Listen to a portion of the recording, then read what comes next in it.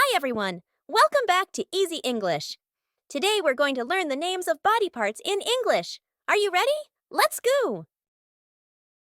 This is my body. Body. This is my head. Head. This is my face. Face. This is my eyes. Eyes. This is my nose. Nose. This is my ears. Ears. Mouth. Mouth. Mouth. Now, what's on your face?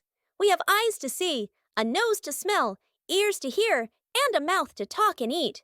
Let's say them together. Eyes, nose, ears, mouth. Good job! Next, let's look at our upper body. Upper body. This is a neck. Neck. Shoulders. Shoulders. This is an arm. Arm. This is a hand. A hand. Belly. Belly. Now, let's move down to the lower body. This is your leg. It helps you walk, run, and jump. And at the end of your leg, you have a foot. How many toes do you have on one foot? Let's count. 1, 2, 3, 4, 5. 5 toes. Let's play a quick game. I'll say a body part, and you touch it. Ready?